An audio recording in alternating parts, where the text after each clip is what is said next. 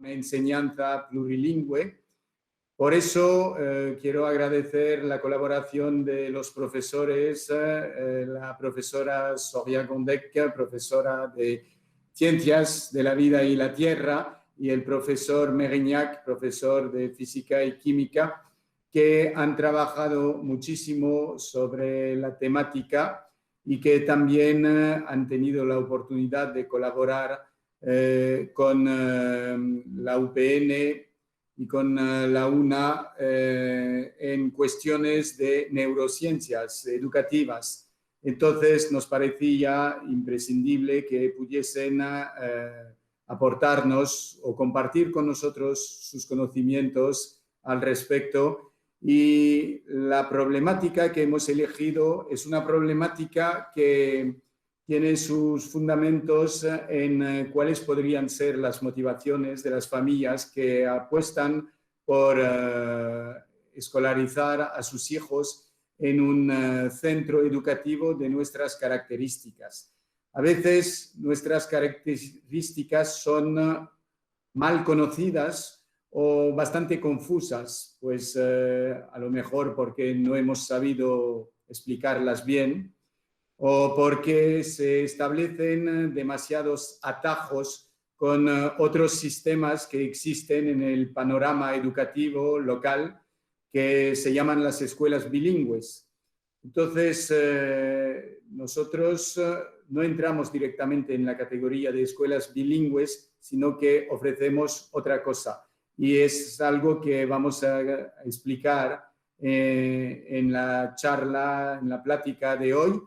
Y como lo he dicho antes, ver cuáles podrían ser las ventajas que representan para sus hijos el estudiar en un centro de estas características. Dicho esto, hablando de estas características, como llamo yo el Liceo Franco-Hondureño, hay que pensar que lo que estamos ofreciendo nosotros aquí en Tegucigalpa se ofrece en todos los centros de la mayor red educativa francesa que existe en el mundo, es decir, la red de la Agencia para la Enseñanza Francesa en el extranjero. En todos los centros de esta red, son más de 540 centros repartidos entre 139 países, funcionamos exactamente de la misma forma. Lo que va a variar van a ser los idiomas de escolarización o idiomas de estudios, pero la metodología y lo que se irá desarrollando van a tener muchas similitudes. Entonces, voy a aprovechar los poquitos minutos que me quedan antes de pasar la palabra a mis compañeros de trabajo, también para disculpar la ausencia de la directora de primaria, que ha tenido un inconveniente y no ha podido juntarse con nosotros en la plática de hoy, en la reflexión que vamos a tener entre todos hoy. Y lo que siempre he procurado fomentar en este tipo de reuniones es que aprovechemos la oportunidad que se nos brinda para todos los participantes en interactuar con los interventores o los conferencistas. Para nosotros hemos trabajado de forma aislada o en pequeño grupo para preparar esta intervención. Dicho esto, es súper importante que cualquier duda o cualquier idea que tengan al respecto la puedan compartir con todo el mundo. No tenemos la pretensión en ningún momento de ofrecerles una verdad como el puño, sino que nosotros nos apoyamos en conceptos científicos que han tenido la oportunidad de expresarse sobre esta temática. Nos apoyamos también sobre nuestra experiencia profesional y muchas observaciones. Pero dicho esto, también quiero insistir en que estamos abiertos a cualquier tipo de intervención por parte del público. Y de esto se trata. Espero que no sea un solo monólogo, sino que sea verdaderamente una oportunidad de conversar entre todos, de compartir ideas, opiniones, incluso verdades científicas y poder tener una idea más clara de qué ventajas estamos ofreciendo y por qué ustedes como familias de la comunidad liceísta habéis elegido el Liceo Franco-Hondureño para ofrecer las mayores oportunidades a sus hijos. Bueno, pues enseguida les voy a dejar la palabra a la profesora Soria Gondek y al profesor Mérignac para que empiecen con su ponencia. Gracias. Buenas tardes a todos. Muchas gracias por su presencia. Para empezar, hay que decir algo, es que no somos expertos del cerebro, no somos neurocientíficos, solo que hemos como una historia ya muy larga con el cerebro y lo que propongamos hoy es pasear en el mundo fantástico del cerebro. Vamos a empezar con una pequeña encuesta. No se preocupe, la encuesta está anónima, entonces no hay que estresarse porque no sabremos quién ha respondido qué. Y podría ser también un otro webinar sobre los efectos del estrés sobre el cerebro, pero en otro tiempo. Entonces, lo que voy a hacer es compartir un link en el chat. El link es para hacer una encuesta. Lo pongo ahora mismo. Sí, como decía el señor Mérignac, no se preocupen, no es una evaluación. El objetivo de la encuesta es partir de sus ideas sobre el plurilingüismo y el cerebro.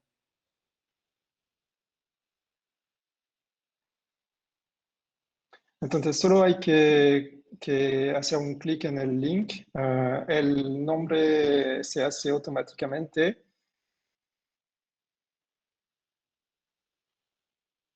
Y estoy compartiendo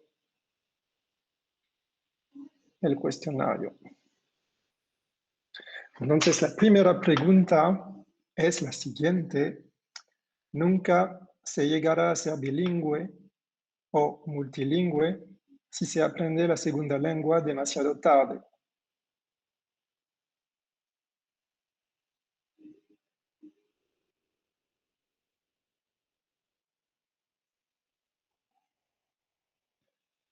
Ok, los resultados ya normalmente... Ok, hay expertos en el público, creo, porque la respuesta es falso. No hay ningún límite de edad para comenzar a aprender otra lengua. La calidad de la exposición a la lengua y su enseñanza, así como la motivación, son esenciales para el éxito del aprendizaje. Y hay una idea comúnmente aceptada, es que el cerebro tiene que aprender el segundo idioma o las otras antes de los 3 años. Pero esta idea no es correcta.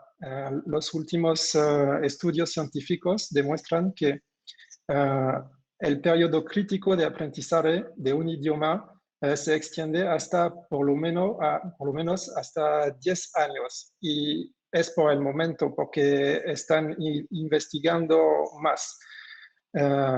Y después de los 10 años, el aprendizaje sigue siendo posible, aunque necesitará como más esfuerzo. Y hoy estoy como un ejemplo de ese punto. He empezado a aprender español a la edad de 40 años, hace 3 años, y la verdad es que mi acento es súper malo, pero puedo expresarme y entenderle. ¿Hay una pregunta? No, una participación. En realidad, Sí. yo aprendí francés a los 21 años, digamos, pero estuve sumergido en un ambiente, digamos, francófono en el Líbano y aprendí árabe también, digamos, hice estudios de árabe. Y bueno, estuve estudiando, sí, no fue tan fácil, pues, pero como estuve en el ambiente durante 7 años ahí, creo que eso me permitió también aprender el idioma, ¿no? Francés y comprenderlo y poder hacer estudios, ¿no? Entonces sí por eso me pareció esa pregunta pues muy familiar a lo que yo he vivido, ¿no? Sí. Muchas gracias. La pregunta siguiente que va a aparecer en su computador. Segunda pregunta. Un niño que sigue un aprendizaje bilingüe o plurilingüe debe tener al menos uno de sus padres bilingüe.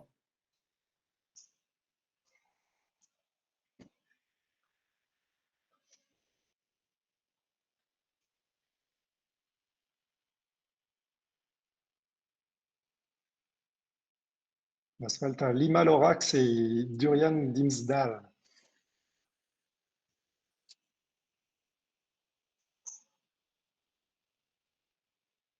Ok.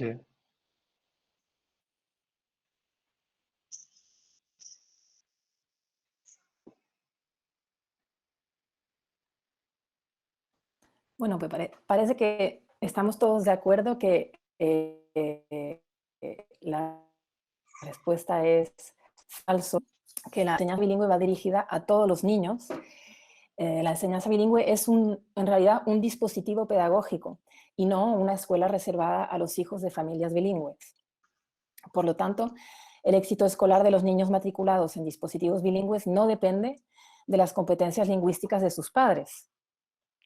Pero lo que sí que se puede decir es que la posibilidad de beneficiarse de la exposición a la lengua fuera del ámbito escolar permite enriquecer y consolidar su aprendizaje. Lo que nos estaba diciendo nuestro compañero, el hecho de estar viviendo en un país o estar en un ambiente francófono o anglófono, etcétera, esto va a permitir enriquecer y consolidar el aprendizaje.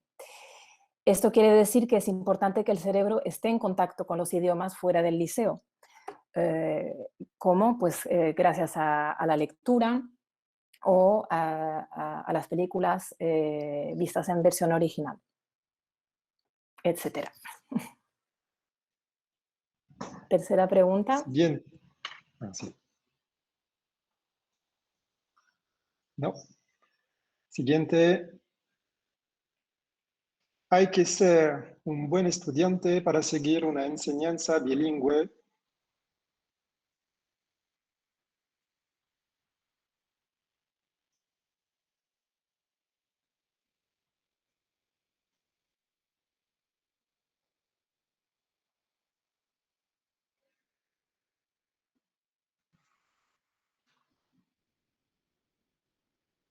Ok, estamos casi. Ok. Verdict. Ok, es un poco más partagé, compartida. La respuesta es falso.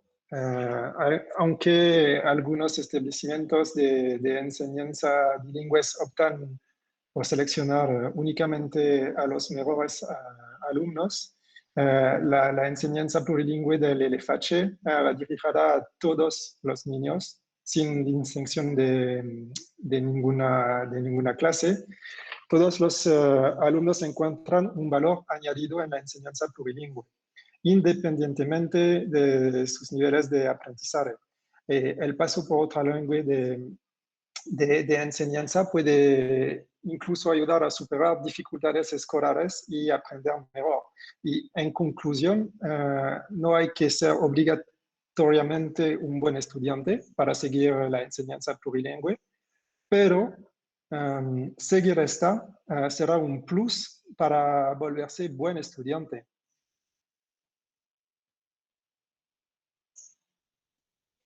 ¿Hay preguntas? Siguiente.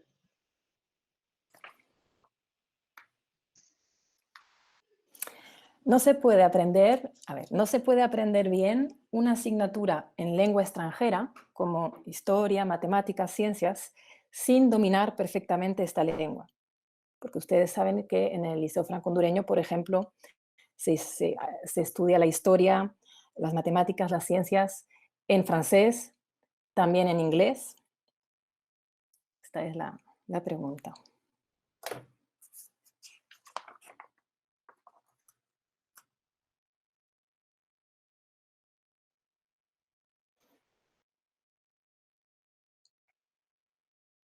Bueno, tenemos una mayoría de falso y la respuesta correcta es falso. ¿De qué va a depender el éxito de los estudiantes? Todo depende de las estrategias adoptadas por el profesor, que deben tener en cuenta el nivel lingüístico de los alumnos. Esto quiere decir que los profesores de historia, de mates, de ciencias, van a adoptar diferentes estrategias pedagógicas para impartir su asignatura y a la vez ayudar a los alumnos o a las alumnas a progresar en el idioma. Por ejemplo, con los principiantes es habitual y eficaz recurrir razonablemente a la lengua materna de los alumnos y impartir la clase en los dos idiomas. Otro punto que se debe destacar extranjera permite que los alumnos practiquen más y de forma diferente esa lengua, lo que les permite enriquecerla. Y finalmente, la última pregunta. ¿Los beneficios de un aprendizaje bilingüe son únicamente lingüísticos?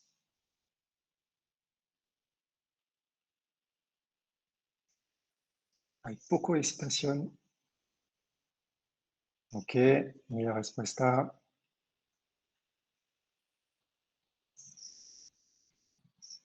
es falso y es correcta. Y en lo que sigue vamos a explicarles de manera más profundizada el porqué de esas ventajas. Gracias por su participación y ahora cambiamos de... Mientras el señor Mérignac prepara la presentación, antes de empezar vamos a dar una definición de lo que es el plurilingüismo. Estoy segura de que muchos de ustedes piensan que una persona multilingüe o plurilingüe es aquella que puede dominar perfectamente varios idiomas. Pero esta no es la definición del plurilingüismo. En efecto, una persona plurilingüe puede ser una persona que domine perfectamente varios idiomas, pero no se limita a esta definición. Un individuo multilingüe es capaz de seleccionar habilidades y conocimientos en el idioma adecuado para responder a diferentes situaciones de comunicación. Es decir, por ejemplo, si estoy en el ámbito escolar, soy capaz de expresarme en el idioma en el que está impartido la clase. Si estoy en otro ámbito, por ejemplo, en el ámbito familiar, voy a ser capaz de expresar mis emociones, mis sentimientos en mi lengua materna. Si estoy en el ámbito profesional en el que yo hablo una lengua extranjera, me podré expresar de manera más fácil en esta lengua extranjera y me será más difícil explicar mi trabajo en mi lengua materna. Entonces, el plurilingüismo es esto, es capaz de adaptarse a la situación de comunicación y de utilizar las herramientas que uno dispone en diferentes idiomas.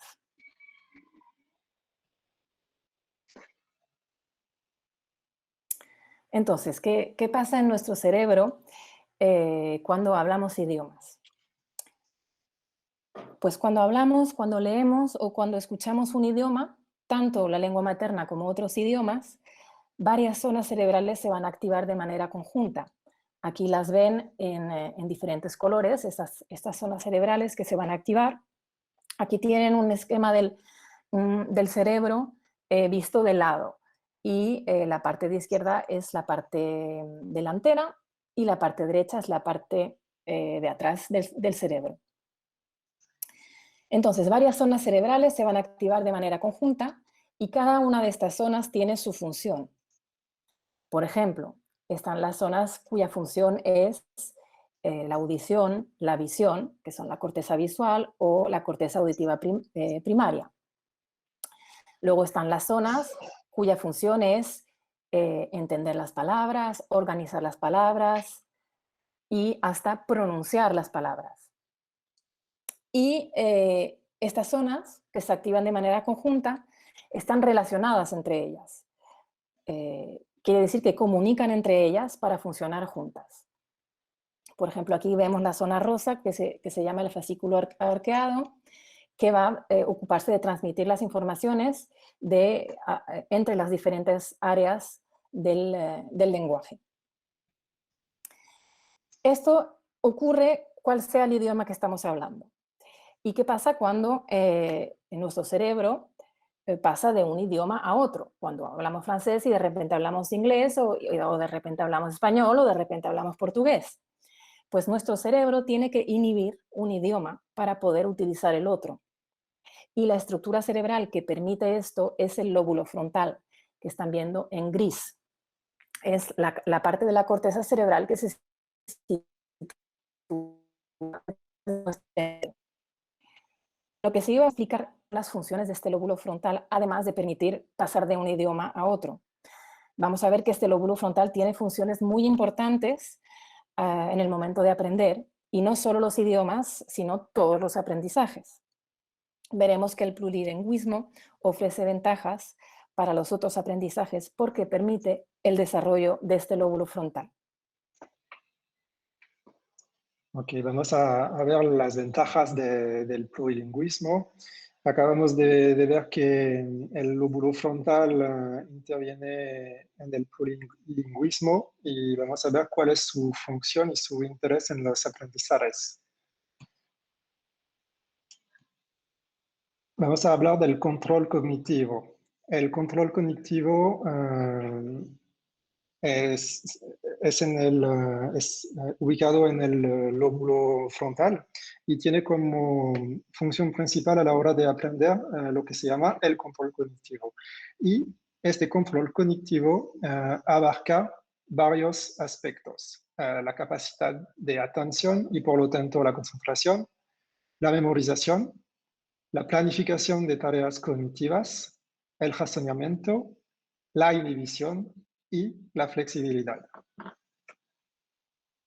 Cada uno de estos aspectos intervienen en cualquier aprendizaje.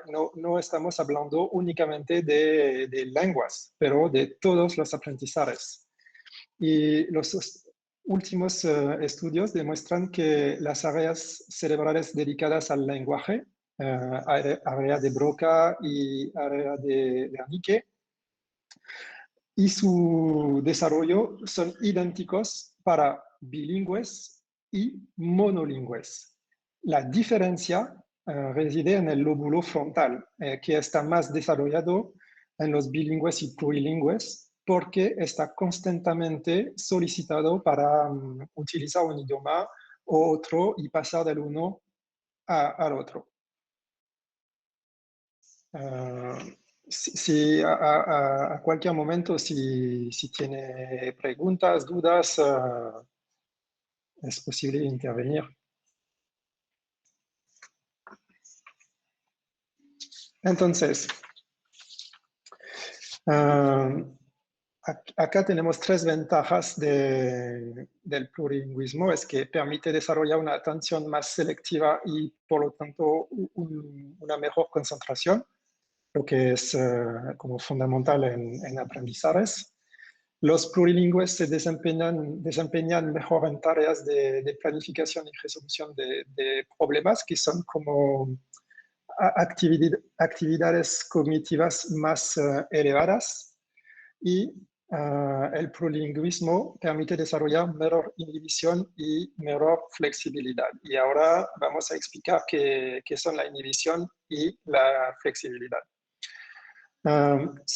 Estos dos aspectos se evalúan gracias al test de Stroop. El test de Stroop es es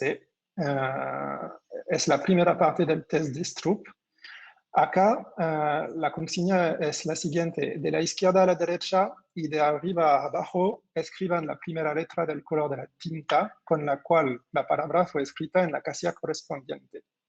Acá es fácil porque se corresponde la lectura y el color de la tinta. Entonces, la primera línea es fácil: rojo, escrito en rojo, el color de la tinta es rojo. La segunda parte del test es esa. De la izquierda a la derecha, de arriba a abajo, escriban la primera letra del color de la tinta con la cual la palabra fue escrita. Y acá se ve cuál es el proceso de inhibición, porque hay como para todos, y especialmente para los niños, hay como automatismos. Y el automatismo acá es la lectura, es leer. Y si no está en capacidad de bloquear este automatismo para verificar cuál es el color de la tinta, no puede conseguir ese test. Entonces, primera azul, escrito en rojo, hay que decir rojo, porque es el color de la tinta, y hay que bloquear la lectura. Y se puede medir con el tiempo de realización. El test precedente es súper rápido. Este es más largo y hay más errores. Y es como los científicos pueden medir el aspecto de inhibición. Hay una citación muy interesante de Olivier Houdet, que es un famoso neurocientífico francés. Reflexionar es resistir a uno mismo. Es decir, que todos los aprendizajes necesitan reflexión, y reflexionar es estar en capacidad de, a un momento, bloquear lo que son automatismos que están como muy rápidos, pero que tienen una fiabilidad muy baja. Y hay que bloquear esos procesos con la inhibición, para elegir un otro camino de solucionar el problema.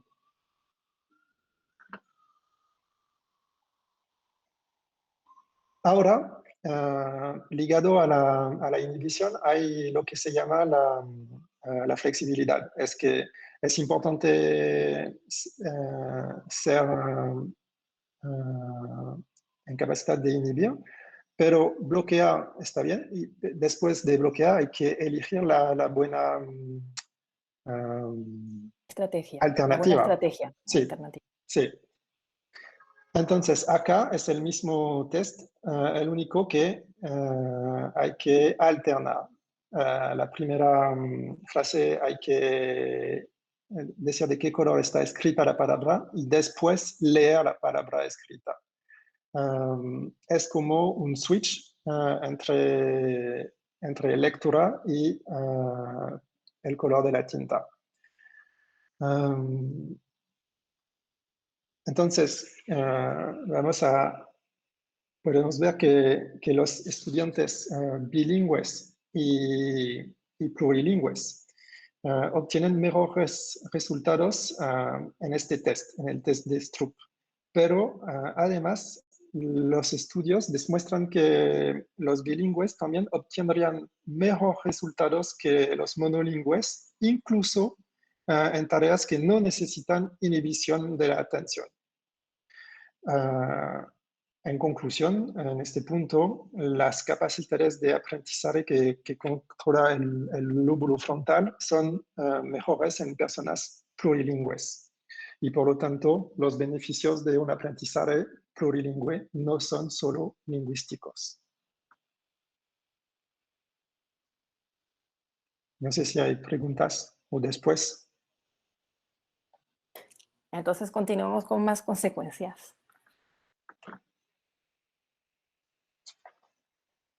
Nueva consecuencia, el plurilingüismo permite desarrollar facilidades de adaptación y esto desde temprana edad. ¿A qué se debe esta ventaja? Es una consecuencia del hecho de que el cerebro plurilingüe tiene una capacidad, como lo hemos dicho antes, de atención y de atención selectiva en particular, más desarrollada. Es decir, que el cerebro plurilingüe selecciona mejor aquello en lo que se enfoca, en lo que hay que enfocarse. Entonces, esto permite una mejor adaptación al cambio, a la variación de instrucciones en el ámbito escolar, por ejemplo, o de situaciones en la vida cotidiana. Entonces, una mejor capacidad de adaptación, y los estudios científicos demuestran que esta capacidad de adaptación más desarrollada empieza desde los meses. A partir del estudio más temprano se hizo a partir de 7 meses. Y ya se veía la mejor capacidad de adaptación. 7 meses de edad. Para hablar de las consecuencias siguientes tenemos que explicar lo que es la plasticidad cerebral. Los aprendizajes van a requerir plasticidad cerebral y, de hecho, aprender muestra que nuestro cerebro tiene plasticidad. ¿Qué es la plasticidad cerebral? Es el hecho de que las neuronas crean conexiones entre ellas. Estas conexiones se llaman sinapsis, pero también se pueden desconectar, es decir, que las sinapsis desaparecen. Entonces, la plasticidad cerebral, aquí vemos varias neuronas, que son las células de nuestro cerebro, y estas neuronas van a conectarse entre ellas, lo que se ve así en el punto rojo, que son las sinapsis, se conectan y se desconectan. Esto es lo que se llama la plasticidad cerebral. Se puede comprender lo que ocurre en el cerebro cuando aprendemos con una imagen, que es esta, la del camino entre los árboles. Cuando caminamos por primera vez en un bosque virgen, no hay caminos. Y al pisar nosotros, el camino se va formando. Pues en el cerebro, aprender es lo mismo, es crear un circuito, un camino de neuronas conectadas entre ellas. Cuanto más emprendamos este mismo camino entre los árboles, más durable se vuelve el camino. En el cerebro ocurre lo mismo con las conexiones sinápticas. Cuanto más las solicitemos, más durables son estas conexiones entre neuronas. Y al contrario, si no solicitamos el camino, la vegetación va a crecer y el camino va a desaparecer. En el cerebro pasa lo mismo. Cuando no se solicitan las conexiones entre neuronas, estas conexiones inútiles desaparecen. Bien, dicho esto, el cerebro plurilingüe es un cerebro dinámico que solicita constantemente la plasticidad cerebral. Y esto tiene varias consecuencias. La primera es que los plurilingües tendrían mejor salud mental que los monolingües, porque al solicitar mucho esta plasticidad cerebral, el plurilingüismo podría proteger de enfermedades neurodegenerativas como la demencia o el Alzheimer, o por lo menos retrasaría el momento de su aparición de por lo menos 4 o 5 años. Esto es lo que demuestran los estudios. Consecuencia siguiente, el plurilingüismo potencia la creatividad. Esto, ¿cómo se pudo evidenciar? Se pudo evidenciar gracias a un estudio en 2 grupos de niños de 4 o 5 años, un grupo de niños monolingües y un grupo de niños bilingües, que tenían como instrucción dibujar una casa o una flor imaginaria. Y los resultados revelan que los niños del grupo, niños y niñas, claro está, del grupo de bilingües, imaginaron dibujos con una imaginación y una creatividad más desarrollada que el primer grupo y demostrando una mejor maestría de los conceptos abstractos. Y para terminar, última ventaja, pero no es la menos importante, el plurilingüismo conduce a una mente abierta. En efecto, cuando aprendemos un nuevo idioma, pues aprendemos su propio sistema de pensamiento y la cultura inherente a este idioma. Por lo tanto, aprender un nuevo idioma equivale a abrir la mente a diferentes sistemas de pensamiento, lo que se llama una mente abierta. Y en resumen, si podemos, para acordarnos de todas estas ventajas de las que hemos hablado, las ventajas del plurilingüismo con respecto a todos los aprendizajes, a nivel de la atención, de la concentración, de la planificación, de la resolución de problemas, de la inhibición y de la flexibilidad necesarias a todo aprendizaje y a toda resolución de problemas, las capacidades de adaptación más desarrolladas, la salud mental, la creatividad y la apertura mental. Gracias por su atención. Y ahora, si tienen preguntas, intentaremos responder. Sí, Julia, Madame Selbonne. Gracias. Solamente quiero asegurarme que he comprendido todo. ¿Plasticidad cerebral es capacidad de memorización?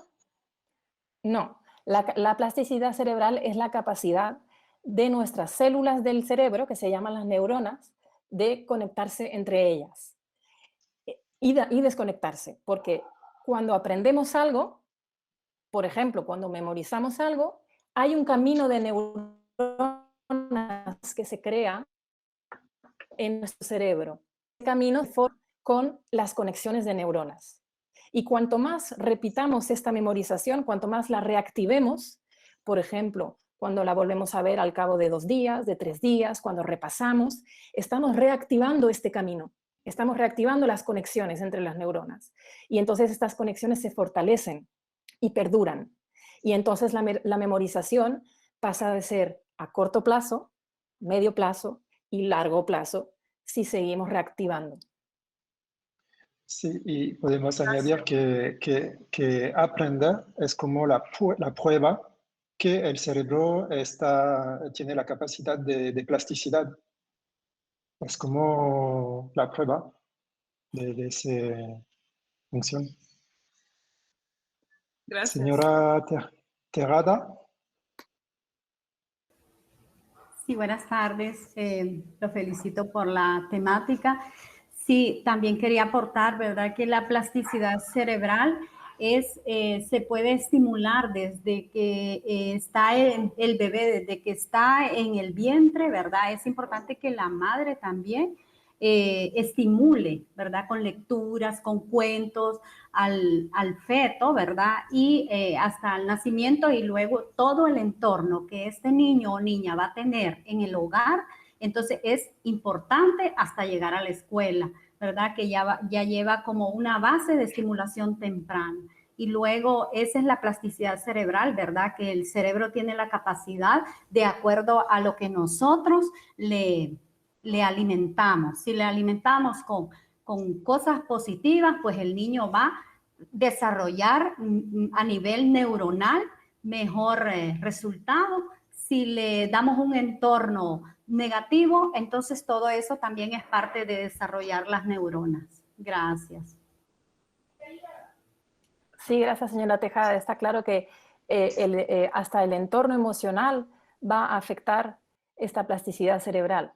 Lo que vive el niño o la niña a nivel emocional afecta a la plasticidad cerebral. Y otra cosa que no hemos precisado, pero esta plasticidad cerebral existe durante toda la vida. Es decir, hasta que uno se muere, el cerebro es capaz de plasticidad cerebral, y esta plasticidad cerebral es la que permite también poder recuperar capacidades perdidas en caso de accidentes cerebrales, de daños cerebrales. Es esta plasticidad cerebral la que permite recuperar las capacidades a lo largo de la vida. Buena noticia.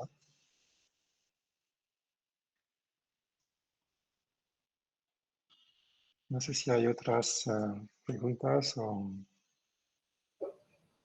Sí, bueno, a mí me pareció bastante interesante esta situación porque, digamos, bueno, yo trabajo con niños pequeños, ¿no? De 4, de 3, algunos empiezan de 3 y ahora tienen 4 años, otros de 4 y terminan con 5, ¿no? Y así.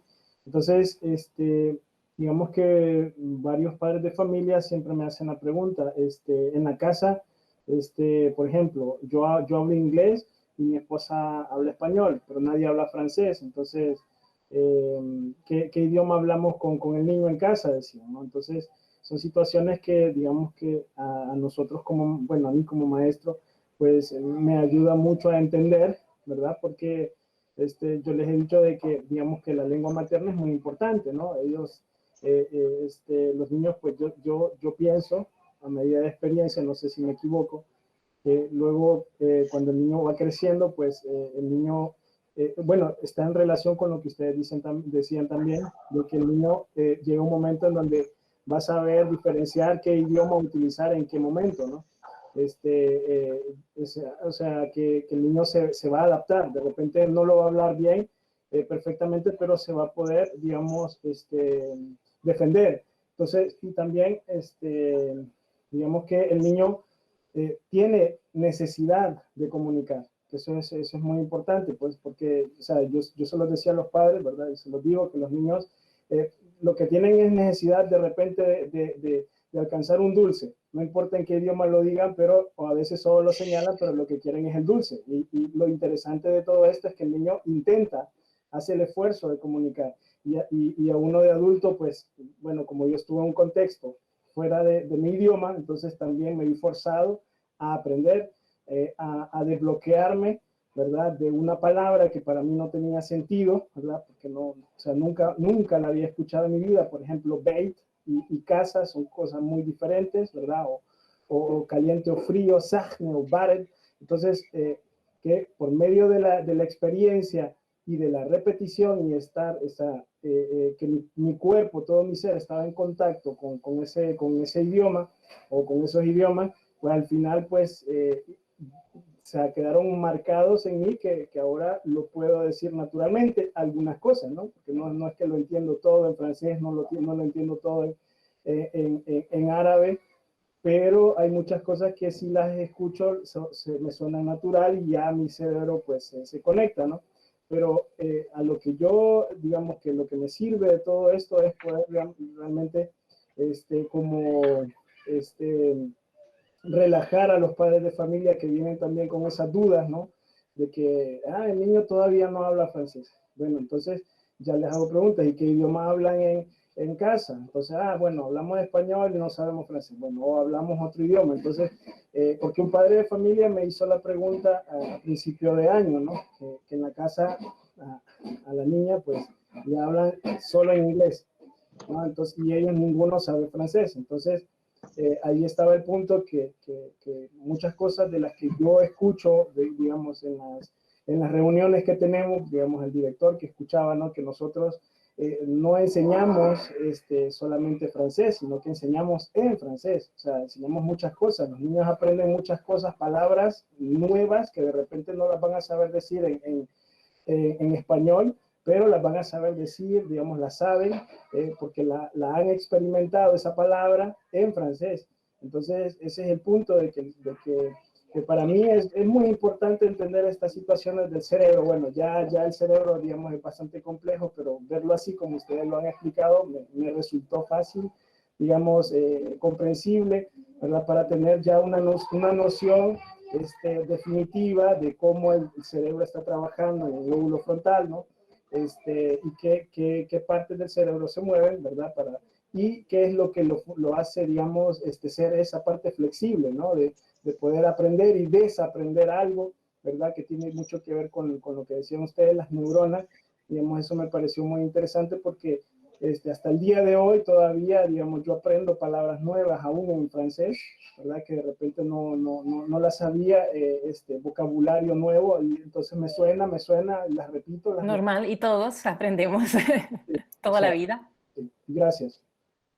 Sí, para los padres que no hablan francés en casa, lo importante es que en casa el niño o la niña también adquiera las bases de su lengua materna, porque eso le va a ayudar a aprender otro idioma. El hecho de tener las bases en su lengua materna, el niño o la niña se va a poder apoyar en estas bases. Y luego, algo que se puede aconsejar a los padres es que, aunque ellos no hablen francés, que ayuden a sus hijos a estar expuestos al francés. Puede ser mediante, pues yo qué sé, dibujos animados en francés, o también hay pequeños vídeos de lecturas, lecturas habladas, o sea, no sé cómo se diría en español, pero personas que cuentan cuentos en francés y que a la vez Audiolibros. Gracias a mí, audiolibros en francés. Y eso es una manera para los padres que no hablan francés, y también pueden aprender el francés con sus hijos al mismo tiempo. Y tenemos la suerte de poder utilizar Culture Tech. Uh-huh.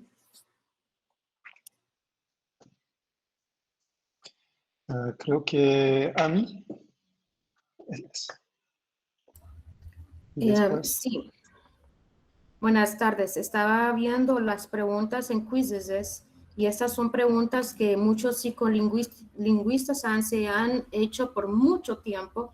Se les llaman, son 18 estigmas de la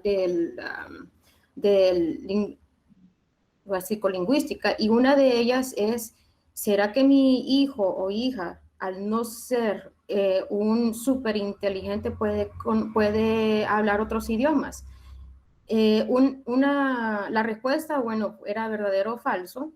Es evidente falso. Los profesores de lengua utilizan muchas estrategias para que los alumnos puedan utilizar todas sus capacidades y sus destrezas en lo que es la lingüística. Y una de ellas es el psicólogo, Garner. Él habla acerca de las inteligencias múltiples, cómo utilizarlas. Y en lengua se utilizan constantemente. Una de las ventajas del liceo es que tiene ciencias tanto en inglés como en francés. Historia en español, en francés. Cívica en todos los idiomas. De esta manera, no importa si el alumno tiene grandes capacidades intelectuales o no, el alumno va a terminar hablando y va a considerar diferentes situaciones y vivencias para hablar. Entonces, esas 18 estigmas son fabulosas saberlas para entender bien si los alumnos son capaces o no capaces al final de salir hablando o no hablando. Escribiendo, expresarse, son competencias que son en la lingüística esenciales, y no solo en la lingüística, en cualquier otra materia. Gracias. Sí, gracias, Ami. Solo pudimos elegir 5 estigmas. Carlos. Sí, buenas noches a todos. Primero quiero agradecerles por la bonita explicación que hicieron sobre el funcionamiento del cerebro, ¿no? Estuvo muy bien, y particularmente me gustó la parte de la plasticidad y la analogía del camino, ¿no? Porque aquí se parece mucho a la música, y cuando uno aprende una canción, por ejemplo, y mientras más la repite, mientras más la practica, mejor uno la aprende y se va formando ese camino. Uno deja de practicarla o de cantarla, pues va creciendo otra vez la hierba, ¿no? Y se va olvidando un poco. Y este vínculo así entre la música y el aprendizaje de las lenguas es bastante fuerte, ¿no? Y al final me parece que, como se parece tanto, ¿no? La manera en la que se aprende, las regiones del cerebro que se activan, es importante cantar en diferentes lenguas, porque me parece que es una manera de reforzar las cosas al mismo tiempo, ¿no? Exactamente, Carlos. Sí, solamente. Es verdad que no dije música en la pregunta, no se puede aprender bien una asignatura en lengua extranjera. Tendría que haber dicho historia, matemáticas, ciencias, música, todas. Artes plásticas. Ah, también.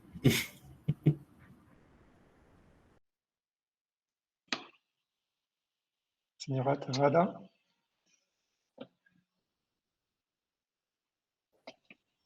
Sí. Sí, perdón. Sí, por eso es importante.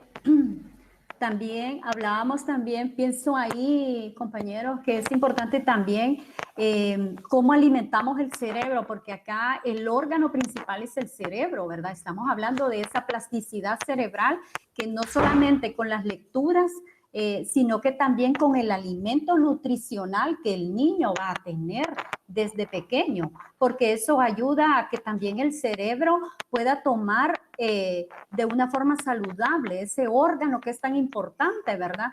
Que se pueda nutrir de ese combustible alimenticio, ¿verdad? Es como un automóvil, si nosotros le ponemos buenos líquidos, todo lo que nosotros, ¿verdad? Consentimos un auto, somos como seres humanos, somos una máquina también, ¿verdad? Entonces necesitamos como inyectar todo lo bueno, todo de calidad. Entonces, desde la alimentación que ese niño o niña va a recibir, eso va a influir también en el desarrollo del aprendizaje.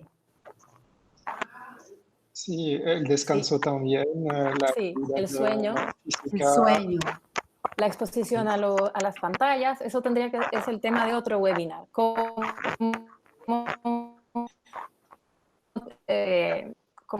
ayudar a estar en buena salud.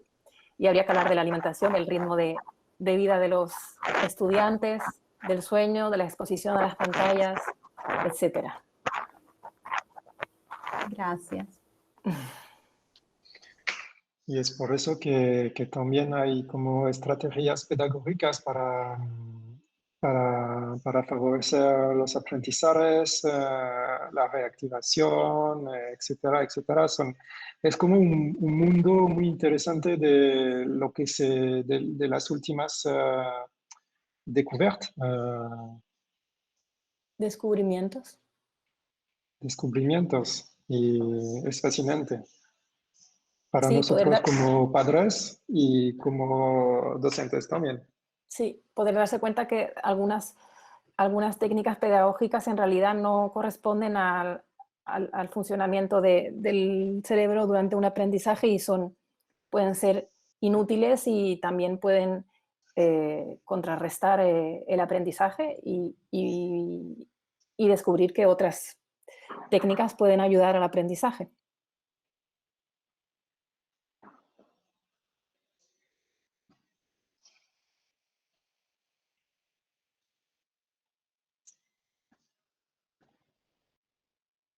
Ya está, no más preguntas.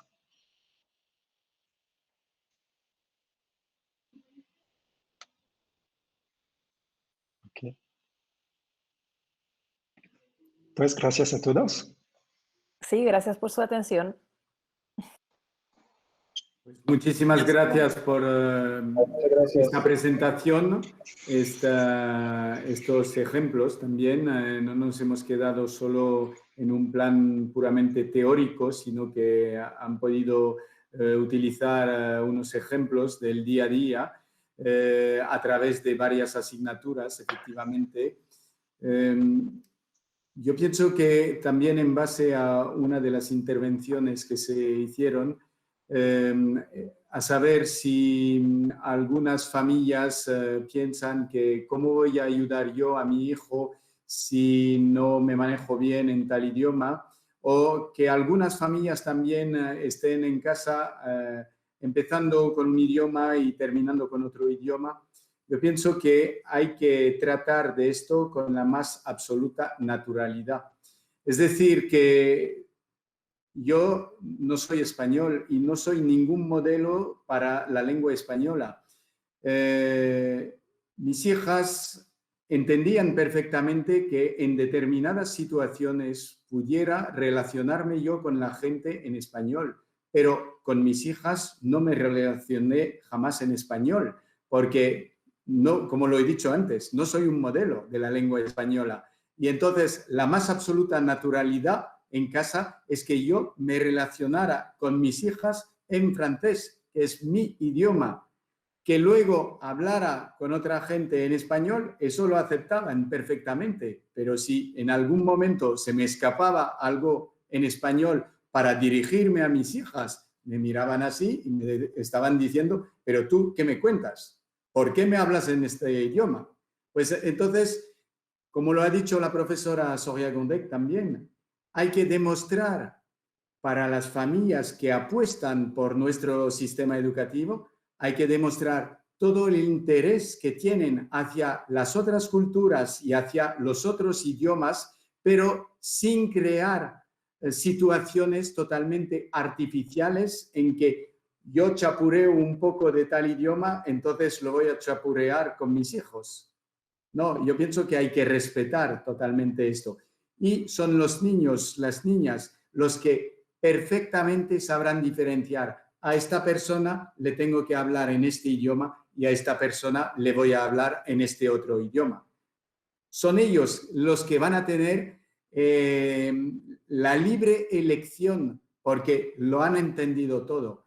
Y luego, pues precisamente las ventajas que conlleva, pues tener que hacer diariamente esta gimnástica del cerebro, el pasar de una lengua a otra lengua. Incluso un niño francés podría perfectamente contar algo sucedido en el patio, en el recreo, porque le ha sucedido con sus compañeros españoles, entonces lo va a contar en español, porque tiene mucho más sentido para él contarlo en el idioma de sus compañeros porque le ha pasado en este momento de esta forma. Entonces hay que aceptar que el propio joven elija en qué idioma lo va a contar.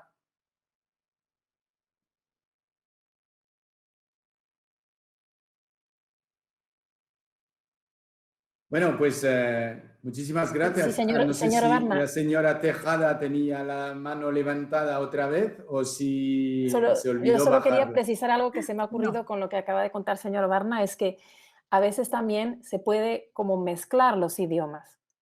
En una frase, por ejemplo, utilizar ciertas palabras en un idioma y es algo que muchas veces los padres em, o hasta a veces los profesores se asustan porque piensan que es algo negativo, que quiere decir que el alumno, la alumna o el niño o la niña, pues que no sabe expresarse correctamente o que no hace el esfuerzo de expresarse correctamente. Entonces, eso es algo totalmente normal, que cierto vocabulario lo tenga uno más a mano en el cerebro en un idioma o en otro idioma. Y eso no implica que el joven o el niño no llegue a diferenciar los dos idiomas y no llegue a inhibir un idioma 100% para hablar en el otro idioma 100%. Es algo muy habitual en las familias donde se hablan varios idiomas. Por ejemplo, estaban diciendo un padre que habla en español, una madre que habla en inglés. En el liceo tiene el francés, tiene el inglés, tiene el portugués, tiene el español, y es posible que el niño mezcle ciertas palabras y eso no es algo de preocupación, es algo totalmente normal y con el crecimiento y la adquisición de los idiomas, uno va poco a poco diferenciando y según también las situaciones. Si es en el ámbito familiar, pues no pasa nada si uno mezcla un poco, si es en un ámbito más profesional o escolar, ya el alumno va a diferenciar perfectamente los idiomas entre ellos. Señora Mejía Madrid. El micrófono. Gracias. Buenas noches. Solo quería compartir algo en relación a lo que decía el señor director. Contrario a su experiencia personal, cuando nos tocó movernos a Francia, mi hijo estaba muy pequeño y obviamente su lengua materna era el español. Y en Francia se encontró con que no hablaba francés y tenía que ir a la escuela. Y me llamaron y me dijeron, mire señora, su hijo pues no puede seguir las clases porque no domina la lengua. Y entonces yo me planteé muy seria frente a él y yo le dije, ¿sabes qué? Hoy se me olvida el español. En esta casa, no más español y si quieres hablar conmigo vas a hablar en francés. Y no le quedó otra, supongo, siguiendo lo que se nos ha enseñado, que tuvo que inhibir el idioma y hablar francés. Y la otra... Sí. Pero me parece que el profesor que le llamó diciéndole que su hijo no podía seguir las clases, no me parece a mí una situación muy aceptable. El profesor se tiene que adaptar al alumno que está llegando de otro país y ayudarlo a integrarse y a adquirir poco a poco el vocabulario y a integrarse. No sé si me escuchó porque se bloqueó la imagen. Es un trauma para un niño, ¿no? Eso. En todo caso, no es lo que hacemos en el liceo. Ya. Además, es que también tenemos las clases que llamo yo laboratorio, entre comillas, es decir, las doublettes, en las que tenemos a los dos profesores, el profesor francés y el profesor español, que intervienen a la vez, tratando exactamente del mismo tema, pero cada uno en su idioma, dejando la oportunidad a que sea el mismo alumno quien elija en qué idioma se siente más seguro para poder expresarse y realizar las tareas que se le ofrecen. Y esta clase, bueno, es ofrecerle, entre comillas, un respiro al alumno, dejándole la libre elección del idioma, pero también es una clase de observación para el profesor para definir qué posibles interferencias pueden existir entre ambos idiomas y cómo corregir estas interferencias.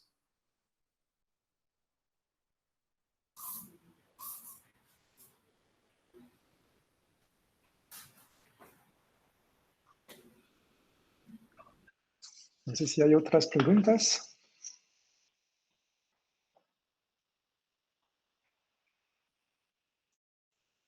Parece que no.